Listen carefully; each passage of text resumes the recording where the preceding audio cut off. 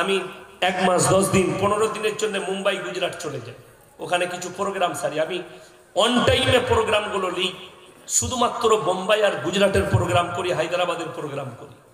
তো আমি boarding pass করাচ্ছি, লম্বা লাইন। আমার সামনে যে ছেলেটা দাঁড়িয়ে আছে, যুবক ছেলে, সে এমন একটা প্যান্ট পরে আছে মনে হচ্ছে যেন খুলে পড়ে যাবে। তাকে আমি বললাম, ভাইয়া থোড়া উপর করো না তো পিছে সব गड़बड़ हो जाएगा, मैं खड़ा हूं। तो से बोले हजरत ये डिजाइन है। मैंने साला ऐसा भी डिजाइन का पैंट निकाल चुका है। আমি চিন্তা করলাম, এরপর বলুন তার প্যান্টটা মনে হচ্ছে পড়ে যাবে, সে একটা গেঞ্জি পরে আছে উপরে। এই ছেলেটা যদি নামাজে দাঁড়ায়, এই যখন সিজদায় যাবে, পেছনে যারা থাকবে তারা আলী বাবার গুফা দেখতে পাবে না? পাবে না। নামাজ আর ঠিক থাকবে? হারাম। আর ইমানদারির সঙ্গে বলুন, এই যে পাঞ্জাবি কটা পড়ে আছে মানুষগুলো, এই পাঞ্জাবির দ্বারা পাছা বেরোবে, শরীরের অংশ বেরোবে? বেরোবে। নাম্বার 2, বুখারী শরীফের হাদিস, টাকনুর ওপরে পুরুষ মানুষকে কাপড় পরতে হবে। বেঈমান কাফেররা তাদের মেহনতে কামিয়াব, আমরা আমাদের মেহনতে ফেলুয়া। তার কারণ কি? তারা মেহনত করলে, এদের রসুল হাদিস বর্ণনা করেছে টাকনুর ওপরে কাপড় পরতে। যতগুলো প্যান্ট তৈরি করবি সব টাকনুর নিচে কর। এখন তো অনেক ছেলে মসজিদে ঢুকলে প্যান্টটা গুটি দিয়ে ঢুকে নামাজ পড়ছে। ঠিক বললাম না ভুল বললাম?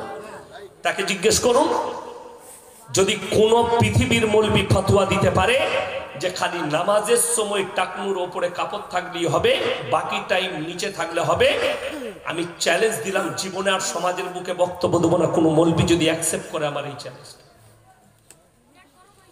এখানে নামাজের কথা বুখারী শরীফের হাদিসে বলা হয়নি, হাদিসে ব্যাখ্যা করা হয়েছে অল টাইম একটা পুরুষের জন্য টাকনুর উপরে কাপড়, অল টাইম রাস্তাঘাট। দ্বিতীয় নম্বর মারাত্মক যে ক্ষতিটা, আপনি রাস্তায় বেলডাঙ্গা বাজারে হোক, নোয়াদা বাজারে হোক, টাকনুর নিচে প্যান্ট পরে আপনি রাস্তায় হাঁটছেন, শুয়োরের গু পড়ে আছে, না হলে শুয়োরের মুখ, কুকুরের মুখ না হলে কুকুরের গু, প্যান্ট ঝিটি নিয়ে চলে গেল, ওইটাই নিয়ে গিয়ে শুকিয়ে গেল, ওইটাই পড়ে আপনি নামাজ পড়ছে। ভেবে দেখুন। যদি বলেন কি করব, আপনি প্যান্ট কিনেন, কেনার পরে মাপ করে 4 আঙ্গুল ওপরে প্যান্টটা গিয়ে আপনি দর্জির কাছে কেটে ছোট করে নেন। বেঈমান কাফের ফেলোয়ার হবে। খালি কতটা তারা কামিয়াব বলে দিই। রাসূল আকরাম সাল্লাল্লাহু আলাইহি ওয়াসাল্লাম হাদিস বর্ণনা করলেন, মহিলারা টাকনুর নিচে কাপড় পরবে। বেঈমান কাফেররা সালোয়ার বার করেছে, সব মেয়েরা এইখানে পড়ছে। ঠিক বললাম না ভুল বললাম? দেখুন, বাপের মোটরসাইকেলে, স্বামীর মোটরসাইকেলে, ভাইয়ের মোটরসাইকেলে বসে আছে, টাকনুর ওপরে এই জায়গায় কাপড় পরছে। অনেক মেয়ে আবার পায়ে কালো সুতো বেঁধেছে। এটা কেন বাঁধলি? বলছে লজল লাগবে না। গলায় একটা মোটা দড়ি বাঁধ, তুই আর জীবনে মরবি না। বড় দুঃখ। এর থেকে বড় শিরক আর কিছু হতে পারে? হায়াতের মালিক সকলে বলুন কে? মওতের মালিক কে? ভালো মন্দের মালিক আল্লাহ।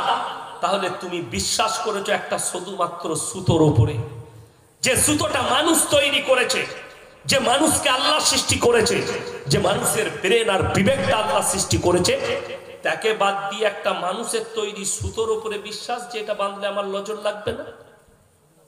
বড় কষ্ট লাগে আমার মা, আমার বোন। টাকনুর নিচে কাপড় পরো। বেঈমান কাফেররা কামিয়াবি লাভ করেছে। আজকে তাকিয়ে দেখুন, যারা ফুটানি করছে, এই ভারতবর্ষে যতগুলো ইসলামের আর কোরআনের দুশ্মন, সব মুসলমান ঘরে জন্ম নিয়েছে। কালকেই দেখলাম একজন ক্লিপ পাঠিয়েছে। আমি 1 মাস আগে বক্তব্য দিয়েছিলাম, কলকাতার একটা উকিল আছে, বিজেপির পাট্টা পড়ে আছে গলায়, তার নাম হচ্ছে নাসিয়া ইলাই খান। আমি দেখলাম আমাকে গালি দিয়েছে, আমাকে বলছে আমি 1 চাপ্পড় মারবো এই মলি সাহেবকে। আমি বললাম তুমি আমাকে চাপ্পড় মারবি, তুই নিজে পড়ে যাবি। কথাটা বুঝতে পেরেছেন না? পারেননি? আমার ওজন আর তার ওজন, আর তুমি হচ্ছ দেহ ব্যবসায়ী। আল্লাহ নবী সাল্লাল্লাহু আলাইহি সাল্লামকে যারা গালি দেয় তারা কখনো কখনো বৈধ সন্তান হতে পারে, অবৈধ সন্তান। আবার বলছি আর আমি চ্যালেঞ্জ ছুড়লাম,